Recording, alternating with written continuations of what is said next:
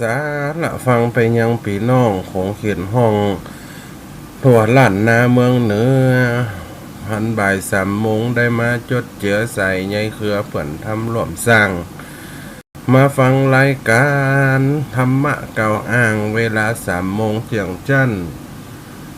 พ่อแม่ตั้งหลายเปิดฟังแล้วนั่นอ่านอยู่ต่างบ้านยังรอบัดเดี๋ยวนี้เติงเวลาแล้วหนอตามตั้งใจรอคนฟังตั้งบ้านคนฟังตั้งบ้านหอดเจริญสุขเจริญสีเจริญมีเจริญไวเจริญจิตเจริญใจเป็นยังศรัทธาสาธุชนคนฟังรายการสถานีวิทยุ FM 106.50 เมกะเฮิรตซ์ส่งกระจายเสียงหน้าคลื่นลำปางแล้วก็ตั้งคลื่นเชียงใหม่ตื่นเชียงใหม่สถานีวิทยุแต่อีพ่ออีแม่ได้ฟังกันตอนนี้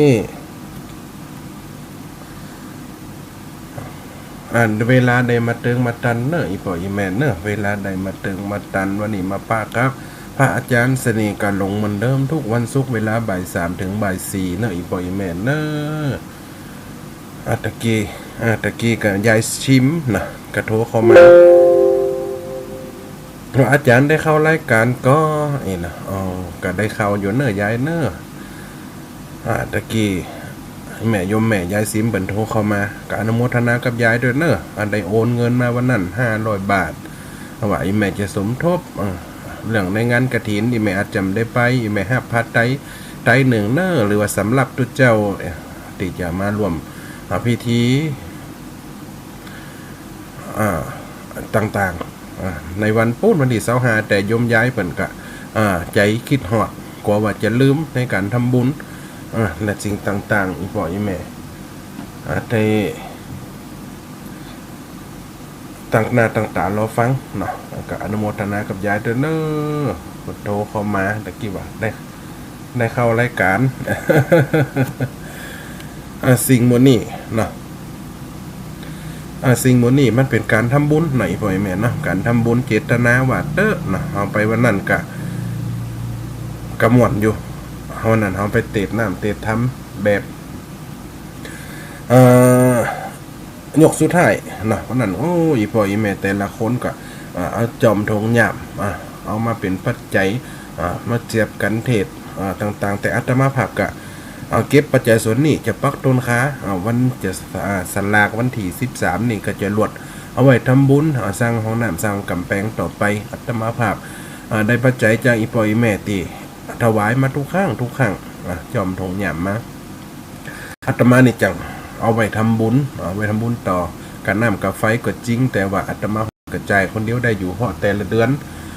มันกับบัตรนักเนาะเดือน600-700 500-600พอถ้าว่าวันไหนมันได้ใจายอย่างนักอะจับพอดีอยู่นะนี่พออีแม่ได้ฟังกันเนาะได้ฟังได้จากันไปนะวันนี้อาจารย์จะเอาธรรมะอย่างมาอู้อาจารย์จะเอาเรื่องอย่างมาอู้พระอาจารย์จะเอาเรื่องอันใดจะมาสอนจิตสอนใจอีพ่ออีแม่ไม่ออกศรัทธาตั้งหลาย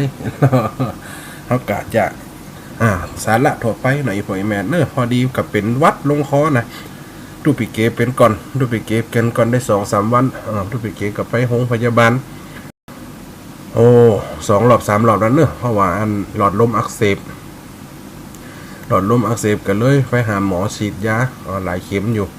แล้วก็ตักไปตะกี้กำอ่านข้อความกำเตือนนะถ้าจะไปหาจะได้หมดแต่อัตมาภาพนี่บักคันรุนแรงเหมือนตุปิเกนะตุปิเกนี่เปิ้นงานเปิ้นทีวันนั้นลูกหันมาปุ๊บกะลูกที่งานเตะหันมากับงานสลากต่อ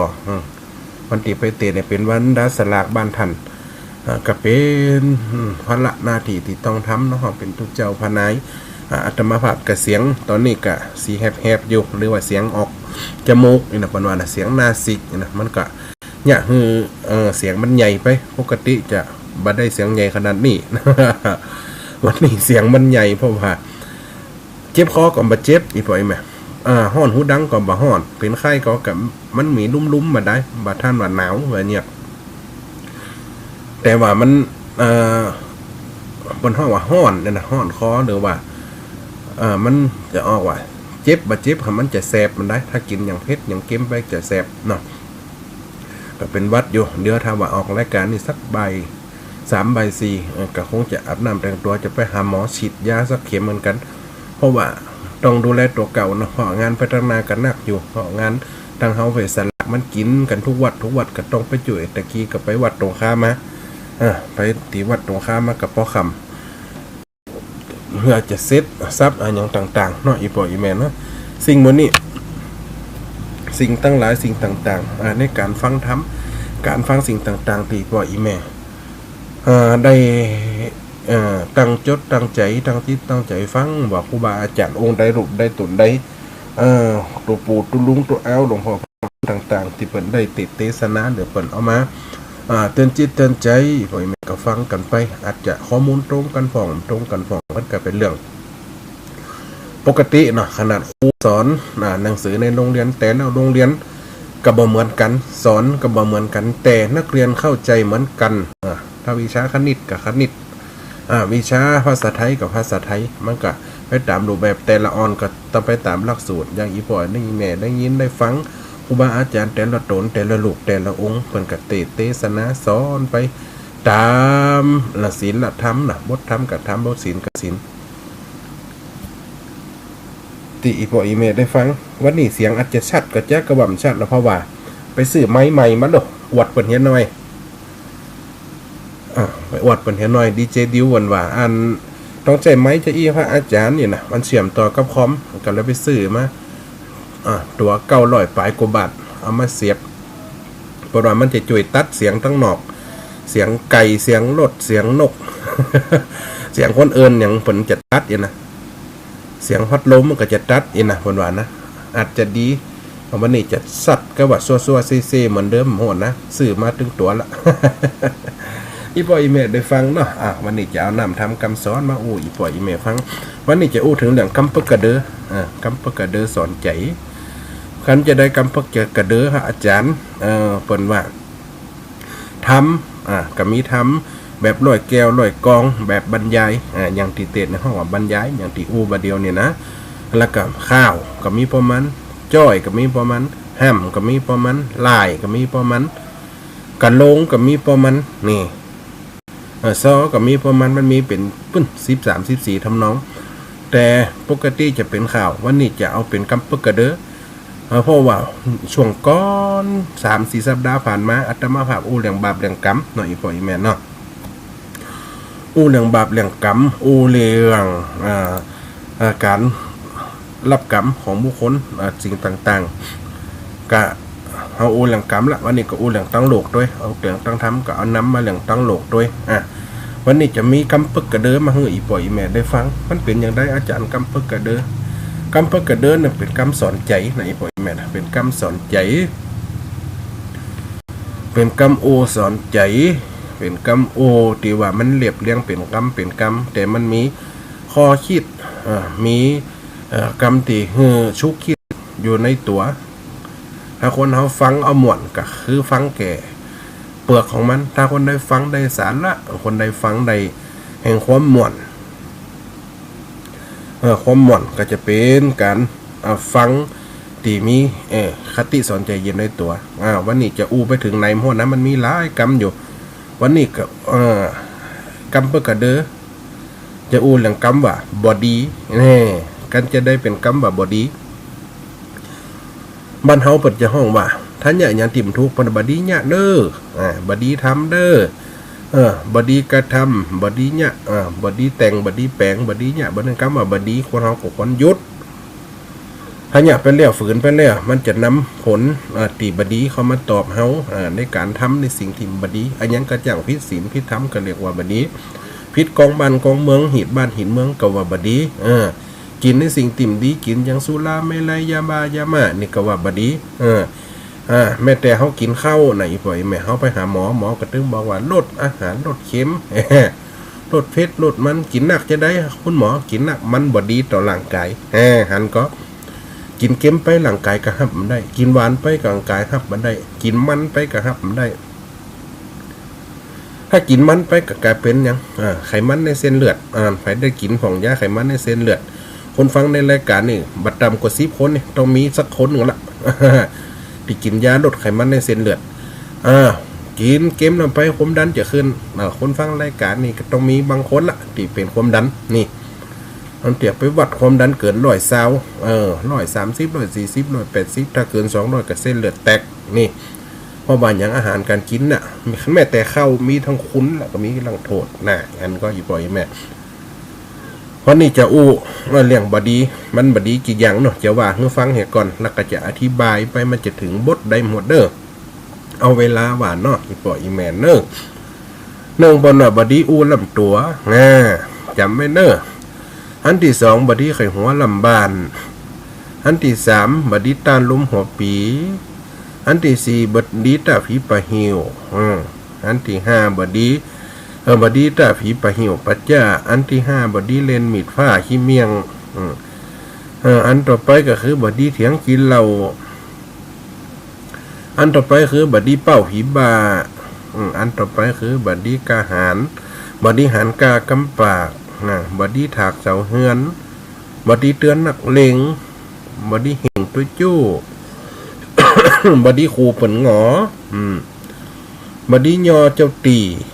บดีขี่รถเวยนี่หันก็บดีหล่นตัวขี้ลัก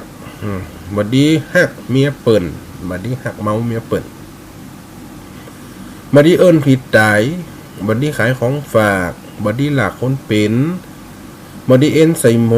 บดีอยู่เปิ่นเข้าบดีเหล่าขวัญนายบดีขายนาเปื่อนบดีเลื่อนนัดหมอละบดีล้อจกละบดีสวัสดิ์ตะกินบดีแกงตีนหาน้ำสุมาเนอะกำว่าใจตีนเนอะมันเป็นกำพ่องเนาะเพิกกระเดอบดีแกงตีนหาน้ำบดีถามนี่กังหมูบดีสู้ขโมยบดีตัวขี้ไผ่ผลสุดท้ายจะเสียเฮาเนาะตีว่ามันนี่นะแม่นก็อีปอยแม่จะอธิบายให้ฟังเป็นอย่างมันมีทางอัดและกระทำนะวันนั้นเขาเรื่องทำในศีลในศีลก็ได้สัปดาห์ก่อนเรื่องทำเรื่องกรรมอันนี้เรื่องกรรมบดีคนเมืองเขาถือที่สุดกรรมว่าบดีบดีเนอจะไปหนังกาคันใดใครประตูบดีหนังเขาจานเนอบดีหีปากเนออันนี้เป็นกรรมห้ามอันนั้นมันมีกลสรุบายอยู่ในตัวแต่อาตมาจะมาวันนี้เรื่องกรรมบดีคือบดีตัวนี้ก็คือบดีลำตัวคือจะได้คนเฮาลำตัวการว่าลำตัวเฮาคือไฟเฮาหัวสภาวะตัวเฮาตัวเฮาก็ยังเป็นตัวเฮาบางทีเฮามีไปอย่างเปิ่นเปิ่นมีเฮาก็ไปแข่งเปิ่นบดีอันอย่างเปิ่นวานบดีอย่างก็ขี่ม้าแข่งตะวันบดีแข่งวัสนาบดีแข่งมาขี่ม้าแข่งตะวันเนี่ยกับบดีลำตัวนี่ตัวของเฮาเนี่ยบางคนตัวอยู่สถานะไหนลำตัวในกลางหมู่กลางทาสาธารณะสนกลางสาธารณะหมู่ลำตัวไปเหีย อันใดกับตัวหูให้หมดอันใดกับตัวจ่างให้หมด อันใดกับตัวทำเป็นให้หมดลำตัวหมดลำไปเหียกูยังติปนว่าเจ้าเก่าติว่าไปเป็นลูกเขยใหม่เนาะ ไปเป็นลูกเขยใหม่ลำตัวอีปอถ้าได้อ้ายมาเป็นลูกอ้ายหลานใจนะถ้าได้ผมเป็นลูกอ้ายหลานใจตาห่วงนี่เปาะซ่านี่น้ำบยนี่บกให้ใส่น้าเฮานี่จ้างมดสารซ่าสารกวยแปงน้ำบยหน่อยใหญ่หน่อยน้อยอันได้ก็เก่งมดปอบเมียมากำว่าปล่อยมาลำตัวไว้ฮั่นอดตัวมาลำตัวปล่อยมันติ๊กถึงนาเนี่ยนาเข้าเริ่มเหลียงแล้วหรอนาเนี่ยเข้ากันลังกลุ่มลังมันพอเมียก็เลยว่าผัวอีละผัวอีจะดีเกี่ยวข้าวแหม2 เดือนปัตตั้งนานี่แหมเดือนปัตตั้งนานี่สารเสวียนเข้าเด้ออีโล คนตะกอนเปิดมีทุกเข้าอีปอยแม่เนาะแล้วเปิดเอาเสวียนเนี่ยเอาไม้ผิวไม้ไฟมาแปลงเสวียนเอาตั้งไว้ฮั่นเอาขี้ควายเขาย้าให้หลอกขี้ควายตาเอาอย่างเพื่อเอาเข้าไปใส่ตะกอนมันมีไต่ฟางมีกระสอบแม่นก็อีปอยแม่เนาะปล่อยมันอดลวกฮั่นก็ขนาดเคสารเสวียนจ้ะ ใช้สันเสวียนเข้าเอาแล้วจดจดลงอันดินสารอยู่ตั้งในสารดอกเปิ่นอยู่ตั้งนอกสารเด้อครับมันพ้นเนี่ยสักเตือนเนาะอยู่ตั้งในสารก็นั่นเสวียนเข้าสูงขึ้นเสวียนเข้าสูงขึ้นล่ำหัวเอาจะออกก็ออกมันได้จะวิดขึ้นทางบนกับล่ำหัวจะดันออกทางหลุมกับได้จุดลักเต็มแพทย์มดกันยังมาแกล้งมันเห็นล่ำเห็นเหลี่ยมโหน่ะน้องเมียมาห้องกินข้าวพี่เคยของกินไงแล้วเด้อมากินข้าวอีโลเดี๋ยวก่อนอีโลเดี๋ยวก่อนจะแล้วนี่เนี่ยแหมน้อยจะเอามันแล้วเหตุกรรมอีโลแต่มันใจยังออกมันได้นะออมได้จีเนี่ยจะได้หกเหลียวบุกเหลียวบักหันกับฝ้ากับดินเหลียวแงนเงินตั้งบนกับหันกับฝ้ากลมมาตั้งหลุมกับหันกับดินผู้จะออกจะได้จะปืดออกกับได้นะเสวียนผลจดลงไปหลุมเนาะคือมันปืดก็จะโล่เล่ไปเหี่ยมดผลอยู่ตั้งนอกสารตัวอยู่ตั้งในสารเอาเด็กกับน้องเมียมาห้อมแล้วพี่เคยถึงไงแล้วเนื้อกินข้าวจะไปมันอย่างล่ำเหลือเบื้องนึงกับพญาตอยเดี๋ยวก่อนนะเดี๋ยวก่อนเนื้อละเห็นหรอเดี๋ยวก่อนปีเคยฟอนไล่มันก่อนจะสูงตั้งได้จะต่ำตั้งได้อีหรอแต่ตัวอ่อมได้ข้างตี3ตึ้งจำได้กินข้าวไงหรอแต่วันขึ้นมงล่ะแตงถามกันโจนปัญญาเนี่ยคนเฮานะโจนปัญญาแตงถามว่าอันน้องเมียมาห้องพี่เคยกินข้าวโว้ยเห็นหรอควายแล้วนะห้องละ3ตังเนี่ยไปมันให้เจนตัวเกิดตันนี่โอ้ลำตัวแล้วก็เก่งเห็นมั้งพูดยังไงก็แรงแต่งถามละอ่อนอีหรออันเอาไปมาถามอันละไอ้หรออันละว่าพี่เคยจะออกตั้งได้นี่อีหรอพี่เคยจะออกตั้งใดนี่น้องแม่ก็ว่าก็ไปยากยังกับปืดทั้งลูกมันก็อีโลปืดออกทั้งลูกมันแต่นออีโลเนี่ยคนทั้งว่าโอ้ลำตัวไก่หวานลำบัดวัดตัวดีตัวเก่งเห็นว่าความฉลาดบางคนกับจนมุมนะปัดตัวหลวงยังแต่นำตื่นกำเก่าปนว่าหน่อยปล่อยแม่เนาะคนเขาลวกตึกลวกนะจ้างซีตีนยังหูฝนเลือดนะซุปเกิบยังหูพิษข้างนะคนเขานะโอ้ล่ำตัวไปเหี่ยมดอวดวัดตัวดีอวดวัดตัวเก่งมีมดสินทรัพย์เข้าของอันใดกับมีมดข้านี่คนล่ำคนรวยอีโลสื่อท้องหยองท้องอย่างมาใส่อาจจะเป็นท้องปลอมก็ได้ไปอวดคนอื่นถึงเวลามันแล้วเสียเกียรติเสียสีนี่ทำย่ำได้อย่างตีอูย่ำได้อย่างตีอูใส่สร้อยใส่แหวนแน่นหนาเนี่ยให้เปิ่นได้ยึดรถเนี่ยบางคนใส่สร้อยใส่แหวนแน่นหนาเนี่ยให้เปิ่นยึดบ้านยึดจองยึดตีย่ำขายสร้อยขายท้องนั่นกันลันตีเอาบ้านเอารถไว้สุดท้ายมันใจสักกรรมเป็นของปลอมโอ้ล่ำตัวพอน้องโอ้ล่ำตัวอวดตัวเกินไปทำให้ตัวเด่นตัวดังอยู่เนี่ยไอ้พ่อไอ้แม่นี่บัดดีนี่อันที่สองคือบัดนี้ไข่หัวลำบ้านไข่หัวลำบ้านจะได้บาพ่อว่ามีมารยาทคนมีมารยาทที่สุดอีกพ่ออีแม่อยู่บ้านเดียวบ้านหิมกิ่มไก่อยู่กัน2ผัวเมียอู้กันดังนะจากันดังสอบใจก็เฮิดกันข่อยบ้านข่อยจองจับใจยังกระตุบตีนตุบมือใครหัวลำบ้านลำจองเปิ่นจะว่าบ้านหลังนี้มีมารยาทนะเจนพ่อเจนแม่เปิ่นสอนไว้เปิ่นว่าดักไว้คนเฮาตุกก็ไว้ในใจสุกก็ไว้ในใจบางคนเนี่ยโอ้ยไปซื้อแซ่ซื้อหวยก็เปิ่นเดียวถูกเหี้ย5 บาท10 บาทกำโฟยหวยนะหล่นหวยบ้านหวยจองอวดได้หวยได้แซ่จื่นปีติลำไปสุกลำไปม่วนใจลำไปแล้วก็สิ่งที่ตามมาก็คืออันอย่างบางคนก็ว่าดีบางคนก็ว่ามันดีบางคนก็ว่ามาโอ้ลำตัวไข่หัวลำบ้าน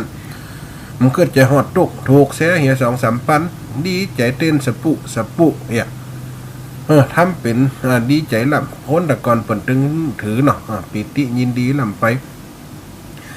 บ้านหิมจิมไก่เปิ่นก็จะลำคันอันยังคำว่าไข่หัวนี่ก็คือว่ามีความสุขนี่เป่าประกาศถึงเปิ่นหมดนี่มีความตุกกระเป๋าประกาศถึงเปิ่นมกพิษกันผัวเมียพิษกันก็เอาตุ่มๆตำเนี่ยคือเปิ่นหูเจ้าบ้านเจ้าจองบ้านหิมจิมไก่เอาแฮมแล้วกูปัญหาเอาแฮมแล้วไอ้น่ะเข้าบ้านมากับพิษกันจะออกบ้านกับพิษกันไปให้ไปสวนมาเข้าบ้านมาเนี่ยเมียเนี่ยยำตั้นใจกับด่ากันผัวเนี่ยยำตั้นใจกับด่ากันเป็นคิงเป็นห้าเป็นบาเป็นอีนี่จะออกบ้านเสียมมีไหนมีดมีไหนขอจกขอบกมีไหนว่าจะอันกระตาตามมีมนต์ดำกะไผเอาไว้แฮกำจะได้กำได้เนาะมึงกำลูกสวนแต่ว่ามึงเอาไว้ที่ไหนกะแฮเอาไว้เนี่ยเนาะเอาตุ่มตำเนี่ยบ้านตัวมันอยู่ตั้งกลางคนที่บ้านหิมจิ๋มไก่เปิ่งก็จะดูในภาพโลกบ้านหลังนี่มีความสุขนี่ด่ากันแจ่งกันปนบ้านปนจองมันบดีนี่แม่นก็อีปออีแม่นี่ปิติยินดีสุขใจข่อยบ้านเอาเพลงมาเปิดตุ่มๆตำๆอย่างสมัยก่อนมีเพลงแต่สมัยนี้มีเพลงมีดนตรีมีลำโพงนะมันจะว่ามีการมีงานนะโยมได้กับกินกันผัวกับเมียตุ้มๆตำกันเอาไห้มาตีแกลอนมาบุ๊บปงปังโอ้ลำบ้านลำจองไข่หัวไข่หื้อเปิ่นหู้ไปเหี่ยมดรันมันดีเปิ่นไฟในมันดีน้ำออกไฟนอกมันดีน้ำเก่าอันนี้เป็นกรรมเก่าซ้อนใจจะดีแม่นก็อีปออีแม่ได้ฟังเสน่ห์การหลงอธิบายไปอันนี้ก็สอนใจได้เป็นธรรมะเหมือนกันเหรอแม่นก็นี่ก็เป็นธรรมะแต่ธรรมะแบบบ้านๆนี่บดีโอลำตัวผ่านไปแล้วบดีไข่หัวลำบานผ่านมาละอันที่สองคือบดีตานลมหัวปีเปิดเรื่องว่าลมปัดเนื่องหัวปีมันจังมาตีข้าเฟียนไว้เชิงนี่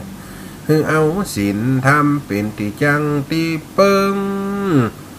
จะได้สุขใจตลอดนี่อย่าไปเงาวันนี้ตาลมหัวปีก็ว่าลมหัวปีเปิ่นถึงว่าอีปล่อยแม่มยังกระจ่างเกิดพายุเกิดอันยังขึ้นมาปัญหาชีวิตคนเฮามันเคยผ่านประสบการณ์ในการดำรงชีวิตนี่ลมหัวปีเปรียบเสมือนอันยังสิ่งที่มากระทบก็คือสิ่งที่เป็นมลทินสิ่งที่มันบดีเปิ่นว่าลมดำลมแดงมันแห้งต่อลมปากคนกับพอหมอกแต่ลมธรรมชาติเนี่ยมันเป็นอย่างตีแห้งไอ้อย่างตีมันแห้งเขาจะไปหัวแข็งใส่เปิ่นตึงหมู่นั่นก็อีปออีแม่เปรียบเสมือนว่าไม่ซีเดียวกับรัดแข็งแจ้งบ้านตึงบ้านเปิ่นว่าบ้านเฮาวัดว่ากะตู้เจ้าก็มีตนเดียวเนาะมีตนเดียวอยู่วัดอยู่ว่ากะเอ็นดูเปิ่นแต่เปิ่นว่านกจีเจ็บทะเลบบินหนีที่อยู่บดีเป็นอ่องขอลองโฮงตุลุงกับประโยชน์โลหลังคากับหัวโซซะอันใดติดดีพวกกับพวกกุฏิก็วิหารก็ศาลาแปลงมาเป็นเจนพ่อเจนแม่30 ปี40 ปีเฮาควรจะรู้จะบูหลันน่ะจะดีจะแปลงเนาะเป็นหยังบ้านเฮานี้เฮาจะไล่ลำดับเนาะไล่ลำดับจะได้แกบ้านกรรมการโอละลูกคนมั่งคนมีน้อยขอสักปันเด้อถ้าคนระดับปานกลางก็สร้าง500คนเบี้ยน้อยหัวน้อยก็แล้วแต่เจตนาเนอะจะไปให้ต่ำกว่า100จะไปให้ต่ำกว่า200ให้หมดที่มีเงินมีทองหรือว่าคนที่เปิ่นมีฐานะจะกินเอาละถึงบัดทุเจ้าอยู่วัดตนเดียวเนาะอยู่ตนเดียวทางตนเดียวไปมีอย่างลำเหลือคันกับวัดงามกับเป็นหน้าเป็นตากับบ้านกับจองรู้วัดจะงามมีหลักฐานพ่อบ้านโจยอิ่มเจกะวัดจะสวยบ้านจะสวยมีชัญญาพอวัดสอนสิ่งต่างๆมันคุยกำงามกำคุยไฟจะเนี่ยกันเนี่ยเถอะเพิ่มจะขีดเตะโลเพิ่มจะขีดเนี่ยเพิ่มจะขีดเตะเพิ่มร่วมมือนะคนถึงบ้านว่ากันหมดตัวเอาใจลูกตาลมหัวปีเหมือนกับคนที่ว่าเปิดกำลังจะทำอันยังลมหัวปีคือการชะล่างมันก็อีปล่อยแม่ปีสุดปีมันมีพายุมีลมมันกับปัดเป่าก้ากิ่งไม้ตีมันใหญ่มันหลวงถ้าว่ามันหักไปกิ่งไม้น้อยๆก็จะได้โฟได้หันแสงแดดหันตะวัน ถ้าเก้าไม่ใหญ่มันคุมไว้หั่นสิ่งต่างๆก็จะไม่ได้เกิดได้งอกออกมาล้มหัวปีก็เปรียบเสมือนว่าสิ่งที่มาชะล่างหรือว่าสิ่งที่จะดีกับบ้านกับจองสิ่งที่ดีต่างๆมันจะมาแผ่อำนาจของมันเฮาบัดดีไปตันเฮาไปแผ่อำนาจเนี่ยเฮาเป็นดัดตัวน้อยๆเนี่ยหิงห้อยตีตัวน้อยไปถามเอียงพระจันทร์เนี่ยเปิดมันแสงตะวันตัวมันแสงแขดใจจะเอาไปแปะเปิ่นเป็นไปมันได้ต้านล้มหัวปีก็เป็นเสมือนว่ากันไปต่อต้านเปิ่นล้มหัวปีจะไปเอาตีฝาตีแป้นตีสังกะสีตึดมันเฮือล้มมันเป็นไปมันได้มีแต่ว่าเฮาหานเนี่ยหานเก้าไม้เก้าตอกนี่ทำความสะอาดสิ่งที่มันจะปลักหักฟังลงไปเฮาก็ดูแลเหียมันจะเสียหายน้อยลงบ้านก็ไม่แวดบ้านแวดจ้องหานฝั่งเดินหานฝั่งเดินลุงเนี่ยเป็นฝนเป็นลมมาฮักใส่บ้านใส่จ้องเป็นหยังฮักไปกับปิวป้าก็เนี่ยบ้านอื่นเปิ่นเพียวเปิ่นฟัดมดโล่งลมมาแตกกำลังค้าปึกไปเมื่อกี้แฟนกับมาซ่อมมาเซมตัวเหลียกกำตันลมหัวปีไม่ฮักลงใส่ถมเฮียนวะกึ่งไปเหียหลังคาแตกแล้วเล็ดไปเหียกันปึกมันได้เพราะกันพากันเพอไล่ละแนง ตรงแวงแตกฮักกันหมดนี่สุดท้ายมาเสียน้อยเสียอยากเสียหมากเสียนั้นมันดีนี่ต้านลมหัวปีกันต้านอำนาจอำนาจสังคมต้านอำนาจแห่งการตั้งอยู่เฮาอยู่หมู่ใดก็คือเอาใจหมู่นั่นจะไปต่อต้านเปิ้นเหี่ยมดอย่างอัตมาภาพได้เปรียบเปยเกยกรรมตะกี้เนาะอีพ่ออีแม่ได้ฟังแล้วก็เข้าใจเป็นบางอย่างนี่บัดนี้อูลำตัวบัดนี้ไข่หัวลำบานบัดนี้ตาลมหัวปีอันที่สี่คือบัดนี้ตาผีป่าจ้านี่คนตะกอนเปิ่นถึงสั่งถึงสอนเนาะอีพ่ออีแม่เนาะเปิ้นว่าจะได้เปิ้นว่าจะได้แล้วก่อนเริ่มมีสายเข้าเหรอสาธุเจริญพรสาธุฮัลโหล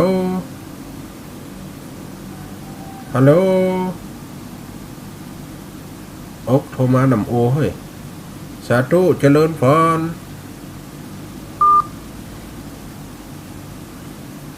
โทรมานำโอไฟหมดนะโทรมาหาใหม่อาจจะเป็นแฟนรายการก็ได้วันนี้มาได้ยินเหรอแปลกเลยหลายสายโทรเข้ามาหน่อยปล่อยแม่เนาะหรือว่ามีเหตุการณ์ฮัลโหลสาธุโยมแม่นี่อย่างจ้าหนังฟังอยู่แหละก็เดี๋ยวว่ามันมีอันอย่างเสียงมันชัดเจนหรือแม่อ้อยเนาะสาธุชัดเจนที่เจ้าวันนี้ร้องไม้ใหม่นะ วันนี้ร้องไม้ใหม่เสียงมีซัวมีเซมีก็กะมีซัวมีเซอย่างชัดยังสาธุเน้อยอมแม่อ้อยเน้อเป็นกำลังใจให้เน้อสาธุ เจ้าดีละวันนี้ร้องไม้ใหม่ประเดิมนะวันนี้เขารายการใจไม้ปนห่อไม้เก็บเสียงอีโลเสียงใน TikTok มา ดีเจดิวแนะนำมาพนันนะดีเจดิวอันจิรพงษ์อันอย่างก็ อนุพงษ์ตะจินะนั่นนะคืนเอาเสียวมาท้อนั่นนะบัดนี้ตาผีปัจจะอย่างติวัดตะกี้กำว่าผีปัจจะเพิ่นว่าเนี่ยนาไก่ปลาหิว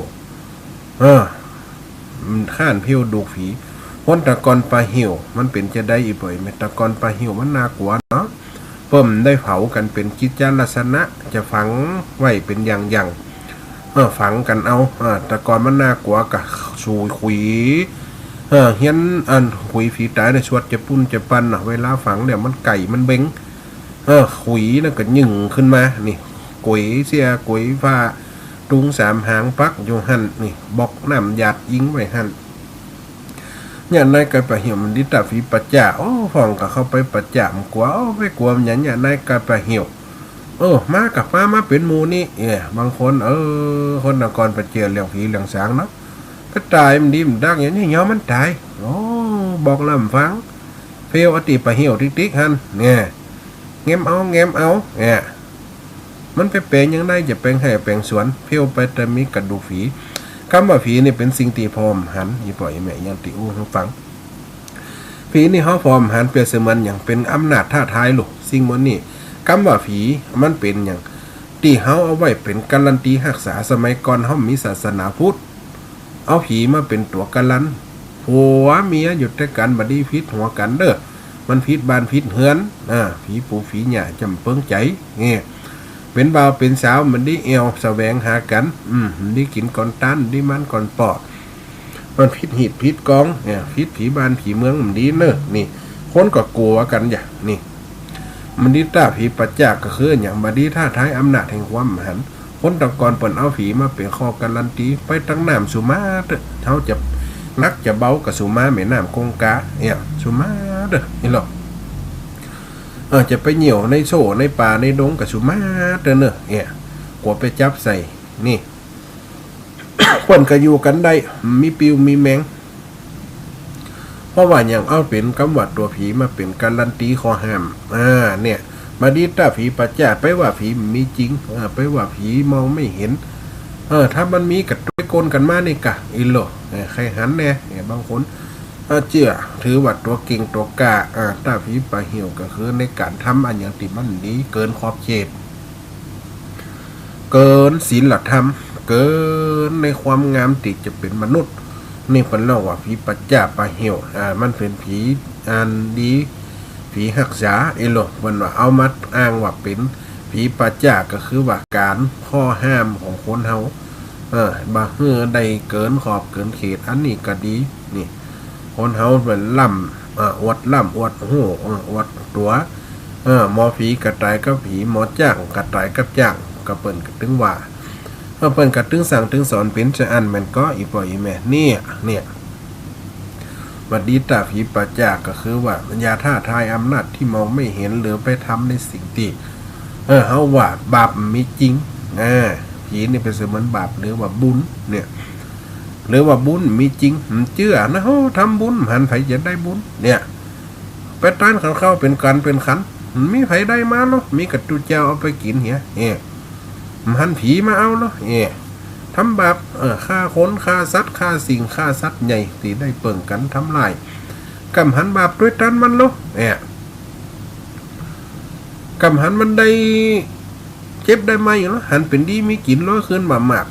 อย่าคิดว่าสิ่งนั้นไม่มีมันย่ำตันเวลามันตันหลอบของมันแต่เป็นเสมือน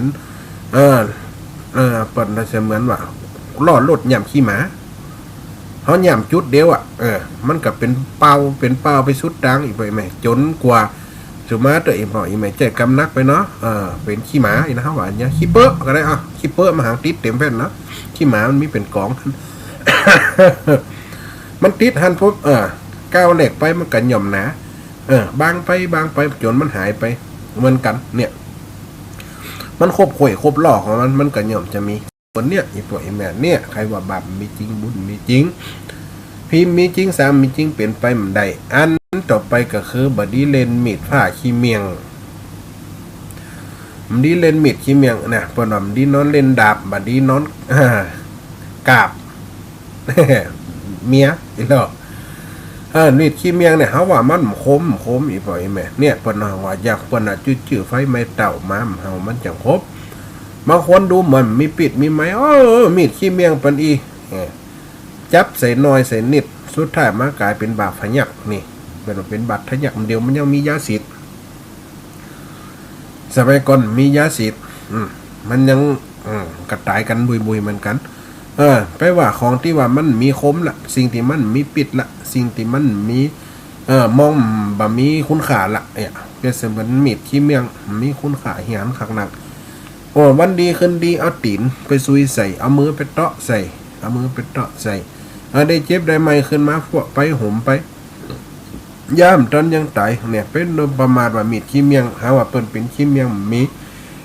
คมแต่สุดท้ายสิ่งมันนี่ใจเนี่ย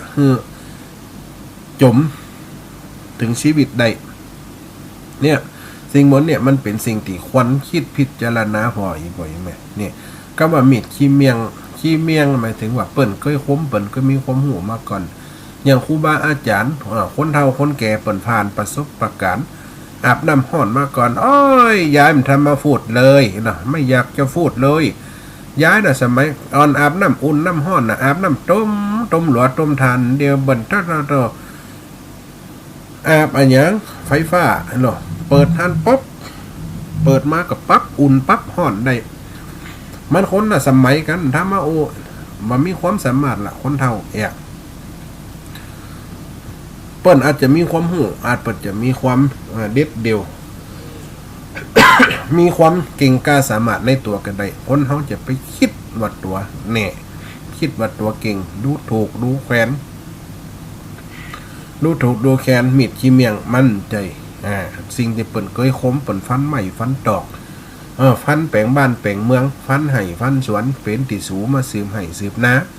เป็นติสูมาได้แปลงบ้านแปลงจองขึ้นมากันย้อนว่ามิดขี้เมียงเนี่ยเท่ามันแล้วจะมาเลี้ยงมาดู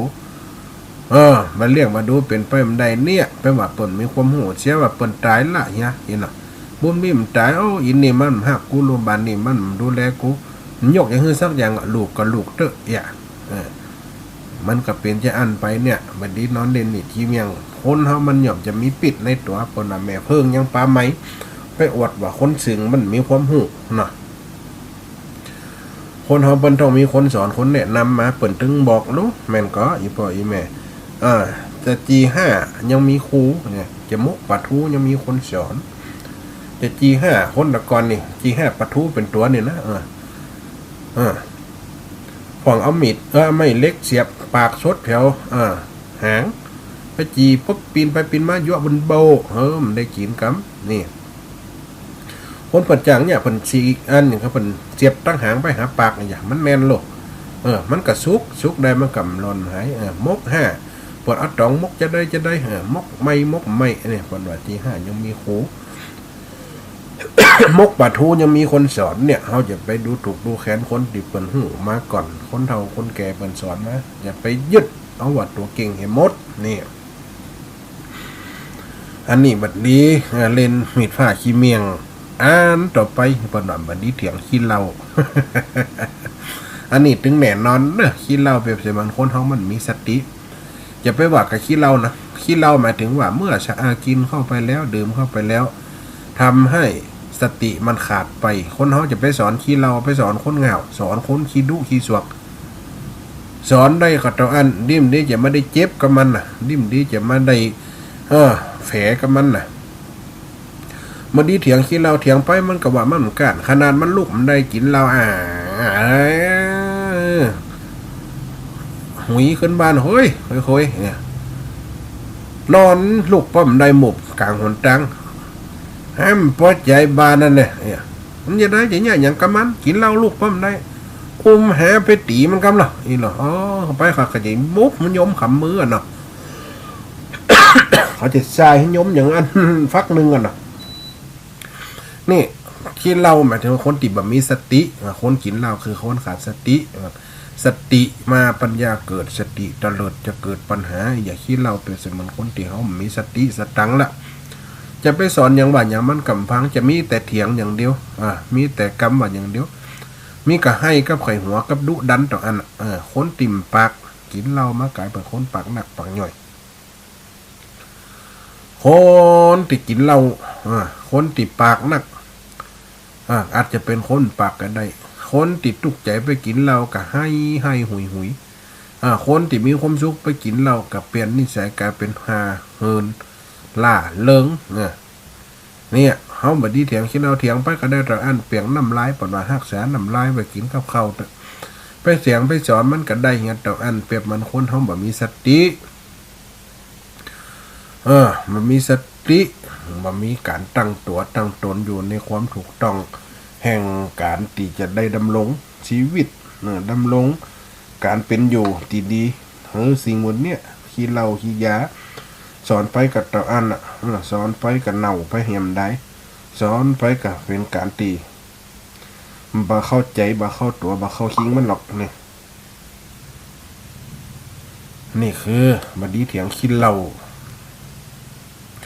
อันต่อไปคือว่าบัดนี้เป้าฝีบาเปรียบเสมือนคนที่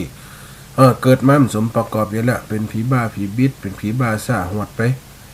ผีบ้าผีไปเป้ามันยะแต่นะเป้ามันฆ่าคนกับมันก็ฆ่าแต่เป้ามันลงน้ำมันก็ลงน้ำชุมมาแต่เป้าไม่กินขี้มันก็กินขี้ผีบ้าเอาอย่างกับมัน คนลวกบัดนี้ไปศูนย์คนผีบาเขาหูแล้วบอกควรจะไปบีบลัดหรือว่าไปเอาเปรียบคนที่เขาต่ำต้อยกว่าเขานี่จะไปบีบลัดจะไปเอาเปรียบเป็นเสมือนเนี่ยมันเป็นกรรมแฝงตั้งไหนอีปล่อยแม่ฝีบาเตียวหนตางดุมๆดำๆเขาฟอเตอะเนี่ยเขาไปเนี่ยอย่างมันเอาอย่างหื้อมันกินมันก็กินหมดอ่ะอันติมกินมันก็ห่วงมันก็หูในสติของมันมีแต่อันน่ะฝีบาคนมาเต็มเต็งเต็มบาปเนี่ยมันก็ย่อมจักมีจะไปให้เป็นบาปเป็นกรรมก็สิ่งเหมือนนี้ก็ว่าผีบาคือคนตีสติหรือว่าคนตีมหูตัวละเป็นเสมือนเกิงผีเกิงคนละมันเป็นตัวมันเต็มใจตัวมันน่ะคนติดจิตใจมันเปลี่ยนไปตั้งอื่นน่ะนี่ถ้าเป้ามันถ้ามันจู้ใจมันก็ทำลายเขาเหี้ยเขาก็จำได้อย่างสักอย่างผีบาขี้เราฆ่าคนเนี่ยยังติดขอกอยู่นะสวงเรามาแต่ผีบาเนี่ยถ้าฆ่าคนแล้วตึ้มติดขอกเขาก็จะมาตายเหมือนเขาพี่เข้าเกียร์ตายเหมือนเขาลวงเขาสารเขาตะกอนหันผีบาผีบาเด้อผีบามาบอก อุ้มลูกอุ้มหลานหล่นกันหมดมันก็เนี่ยเพราะว่ายังกลัวมาทำลายกลัวมาหยามันดีเขาจะเอาความพิษมันกำได้เนี่ยคนเขาจะไปหันมาเปิดตำต้อยหันมาเปิดเป็นคนสดีจะไปทำตัวข่มคนอื่นทำไปมันก็จะเป็นจะอันเนี่ยเรียกว่าบัดนี้เป่าผีบาผีบาซาห่วงผีก็มีหลายอย่างผีบาผีบอผีมันเต็มเต็งเห็นบาเป็นบิดเสียจิตเสียใจเนี่ยก็มันจะมีหลายอย่างหลายอันเนี่ยจิตใจคนท้องวุ่นวายไปเสียบัดได้เปล่าๆนี่อันต่อไปก็คืออันนั้นบัดนี้เป่าผีบาอันที่ต่อไปก็คือบัดนี้กาหารกำปากเนี่ยคนเฮาจะได้เจ็บกับย่อนปากจะได้ไม่กับย่อนปากเป็นคนดุคนสวกคนกาคนหากล้าอู้ในสิ่งที่สมควรอู้ดีกะพระโคนกาหารกำปากขึ้นบ้านลงบ้านต้าตีต้าตอยหรือว่าไปทำลายพระทูตสวัสดิ์คนอื่นว่าคนอื่นเฮือเจ็บเนื้อเจ็บใจหารกำปากว่าคนนั้นดีคนหนิ่มถูก ตัวเองเป็นคนถูกตัวเองเป็นคนดีแต่สุดท้ายมาจะมาเสียเกียรติเพราะหารกำปากเนี่ยจะมาตายได้ง่ายๆคนเฮาปากหน้าปากเปิ่นกระจังหลบแม้แต่คนเฒ่าคนแก่บ่น่ะคนเฒ่าปากหนักหลบคนเฒ่าปากหวานลูกหลานฮักอย่าคนเฒ่าปากหนักลูกหลานหย่อมจังก็เหมือนกันมันจะเป็นสิ่งที่ปรากฏหนึ่งหัน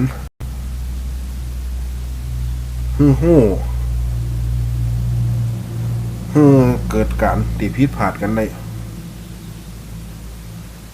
เนี่ยเพราะว่าอันยังคนเฮาหารกำปากเนี่ยกำปากคนเฮาเนี่ยว่าถ้ากำปากคนเฮาถ้าว่าใจในตางติ่มนี้หารก็เนี่ยปากเก่งปากกล้าถ้าว่าปากผู้ใดปากมีศีลธรรมที่จากนั้นคนอื่นคล้อยตามหรือทับตามถือว่าดีแต่หารกำปากคืออักปากไปบ้านไหนสร้างความเดือดร้อนให้เปิ่นหั่นไปบ้านนี่ก็ว่าเปิ่นดีไปบ้านนี่ก็ว่าเปิ่นดีมันจะนำพาสิ่งความเดือดร้อนมาสู่ตัวเก่ามันก็อีบ่อยแม่บัดนี้หารกำปากวันนี้ฝากไว้1 2 3 4 5 6 7 8อันนะวันหน้าเขาก็จะได้มาต่อกันแฮมอันนี้คือกำปึกกระเดอที่ว่าสอนเตือนจิตเตือนใจคนหนุนใหม่อันที่หนึ่งคือบัดดี้อูลำตัวอันที่สองบัดคือดีไข่หัวลำบานอันที่สามบัดดี้ตาลมหัวปีอันที่สี่บัดดี้ตาผีปัจจ้าอันที่ห้าบัดดี้เลนมีผ้าขี้เมียงอันที่หกบัดดี้เถียงขี้เหล่าอันที่เจ็ดบัดดี้เป่าผีบาอันที่แปดคือบัดดี้กาหารกำปากตีพ่ออีแม่ได้ฟังในขณะนี้พอจะเตือนจิตเตือนใจหรือว่าฟังเดี๋ยวเกิดความหันตัวค่อยตามมีความยิ้มแย้มในธรรมกะถือว่าเป็นสิ่งที่พอดีพอควันเนาะเวลามันกะไกลคนเข้ามาเนอะอีพ่ออีแม่คนฟังตั้งหลายที่ได้ฟัง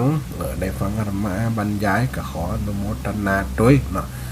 กับอันยายซิมแต่เนอะแต่กี้โทรเข้ามาแม่ยายเป็นโอนสตางค์มารวมทำบุญผ้าไต1 ไตงานกฐินออกพรรษาเนี่ยเป็นผ้าอาบน้ำฝนผ้าอาบผ้าจำน้ำพรรษาเนาะ ก็มีเจ้าภาพมันกันแต่จะยกอันนี้ส่งผลบุญเฮือนเนอะยายซิมผลทั้งนักความเนาะยายซิมอยู่นักความอนุโมทนาตัวเนอะสิ่งต่างๆอีป่ออีแม่ได้ฟังมาตะเกียได้เอาบรรยายมาเวลามันกันไหลกลตนเข้ามาแล้วสิ่งต่างๆที่อีป่ออีแม่ได้ฟังเหลือ7 นาทีสุดท้ายตะกี้กับยายอ้อยโทรเข้ามาทักทายถือว่าดีไม่วันนี้ถือว่ากับประสบผลสำเร็จเนาะประสบผลสำเร็จหรือว่าอันนี้อยู่เนาะสาธุเจริญพรเนอสาธุเจริญพรสาธุเจริญพรนี่จะกาจ้าอาจารย์ สาธุ เรียนยังผีให้แคบไว้ละ เป็นวัดยายวัดมีขี้โมกนะเป็น ต้องนึกว่าเด็กหลังไม่กล้าค่ะยังประเมินที่ละ เป็นวัดเต็มมีขี้โมกมันอันแสบคอแหมมันห่อนคอเดี๋ยวจะอาบน้ำสักบึดก็จะไปหาหมอ ฟังวันสุดท้ายนะคะ วันนั้นน่ะวันเสร็จวันสุดท้ายนะกะ น่าจะ ตั้งแต่หันมากำได้ยุดสักวันกำเตี่ยได้ยุดสักวันกำเตี่ยน้องกันเลย จบวันนั้นอ่ะ เนี่ย สาธุเนออนุโมทนาเด้อยายเนอ ที่นี่ก็ฟ้าห้องเดี๋ยวมันจะปีเอาของ ห้องกันนี่ก็ห้องแล้วต่ำๆมันกันนะบุญมันย่างเหรอ ก็ปีเจอ นาบุญมันย่างยายสาธุเนอ เห็นจ้า สาธุเนอยายฟอนเนอ เอามันจะบาดเจ้า ตะกี้กับฝ้าห้องมันกันตั้งเท่าไหร่ปล่อยไหมต่ำนึกว่าไม่ได้เข้ารายการเหมิดมาครับถ้าเบิดกับปิงวะมาเหมือนกันเนี่ยจะจานนาบุญนะติดแล้วได้เขากำหอไปเตะมาขำเนาะว่าไปเตะมาขำ สาธุเจริญพร เจ้า สาธุยุ่มไหม เจ้าแม่เบอร์ไม่นะนี่นะคนไม่นะ แหละ บ้านสันหลวงไอแม่มียาอันแก้วัดนี่นะยาผีบอกนะ ย่าอย่างนั้นไหมว่ามาผ่าลูก ไอแม่จะบอกว่าบ้านอาหารอาจารย์หูจักใบปูป่ะใบปูนกอ่ะ พุทโธมีกันไหมปลาเลือ อันบ้านเขาว่าพระแค่น่ะที่ใส่แกงปีแกงอันแค่ แม่น่ะบ้านเฮาของพ่อปุณกไหนไหม บ้านเทพบ้านสันเป็นว่าพระแค่อีกนะ ฟักแค่บางตีกับว่าฟักแค่ แล้วพระแค่เอาล่างพระแค่มาสัก2 ใบแล้วก็เอาอันหอมบัวอย่ารีบโคบแล้วอย่าเม็ดแล้วเอามาแก้วกินติ๊กอีแม่เป็นอีแม่ทดลองแล้วนะอีแม่เป็นขนาดนักโอ้เจ็บคอลืมจำได้แล้วมันคนมาบอกเอามาคนมาบอกอีแม่ก็โอ้มันดีแต่แกแม่เขาทดลองกำลังโอ้ดีแต่แม่เป็นวันศุกร์เนาะวันเสาร์วันอาทิตย์อีแม่จะไปหาหมอปั๊บกับไปมันได้แล้ววันจันทร์ก่อนอีแม่จะไปไหนพอดีอันมันจะหายมันจะแค้นไปไหนติ๊กเอามากินเถอะผ้าแค้นเลยนะผ้ากู้นอกเลยนะแล้วหอมบัวอย่ารีบโคมแล้วเกี่ยเม็ดไปเอาเกี่ยปนเกี่ยเม็ดแล้วเอาแป้งยังเมียงคำแล้วก็แก้วกินติ๊กอ่ะแน่จะอันตีเป็นอันนั้นแถมนะอันนั้นได้ทดลองให้เขาบอกเลยนะจะได้ไหมอันเป็นยังท่านอาจารย์เป็นอะไรอย่างภูมิแพ้ไหมภูมิแพ้นั่นมะม่วงหาวมะนาวโฮเต็มวัดที่เพชรนะผีอันวังกรเนี่ยเต็มเข้าเพชรมะม่วงหาวมะนาวโฮเอามาต้มแล้วเอาหน้ามันเอาใส่ขวดไว้เขากับมาส่งใส่น้ำเพิงกินอันนี้แม่ได้ทดลองน้ำเปียแม่ไม่ได้เป็นน้ำเปียแบบนี้เลยแหละมองหาวมะนาวโฮพูดนี้ก่อนวัดนี้ปันเลือดมาเต็มแพทย์วังกรก็เอาซาใส่ห่าก็ล้ำอยู่แล้วเขาว่าเอาจุ่นกินก้าวน้ำเพิงก็ได้น้ำมันดีป่ะแม่น่ะมันชมนะแล้วก็ตึ้มหมึกเชยไข่สู้เคี้ยวนี่กะเอาไปต้มแล้วเอาน้ำมันเล่าไม่เจ้าสมอย่ากินเกินแก้วน่ะกิน3 เวลาเลยสาธุเนี่ยกิน3 เวลาสาธุนะโยมแม่อย่างก็ แม่ใส่เงินที่น่าจะหาร แม่แสงเงินเนาะสาธุโยมแม่แสงเงิน บ้านสันหลวงนะ บ้านสันหลวงเคยไปอยู่ใหม่บ้านอยู่แต่ก่อนก็ไปอยู่ เจ้า สมัยเจ้าคณะอำเภอองค์เก่าพุ่นน่ะ การตุเจ้าไซน่ะ แม่น่ะ เจ้า สาธุ แม่ก็ได้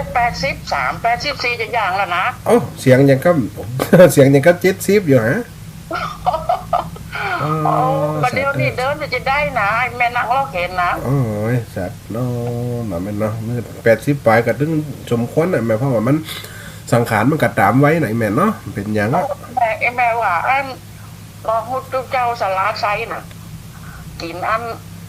ใบแค่เนี่ยเปิ้นถ้าจะหายแต่ เออ ทำเป็นวัดแต่วันนี้หรอก มัก แม่ กา ตั้งปีแรกไปซื้อนั่นแม่เป็นเต้าวันนี้เลย มักกาน้ำพักนี่นะอันมา บ่แต่จะเอามากินกับอันเมียงคำนั่นน่ะ น่ะแบบน่ะเมี่ยงคำน่ะ มันมีอันน่ะมันมีอันน่ะ นะสาธุนะโยมแม่เนาะเวลามันหมดพอดีโยมแม่แสงเงินเนาะ เจ้าสาธุเจ้า โตอนุโมทนาโยมแม่แสงเงินเด้อบอกสูตรยา แล้วยานี่ยาคนบอกมันจะยาผีบอกนะอนุโมทนาอีกบ่อยแม่เด้อเวลาหมดเวลาอีแต่มันอีเจ็บคอแต่เจ็บแต่เสียงมันเปลี่ยนก็ว่าเขาใจเสียงถึงวันหอนเนาะอนุโมทนาอีกบ่อยแม่ที่ฟังรายการเด้อโทรมาเป็นกำลังใจอนุโมทนาลาก่อนไปก่อนเนาะ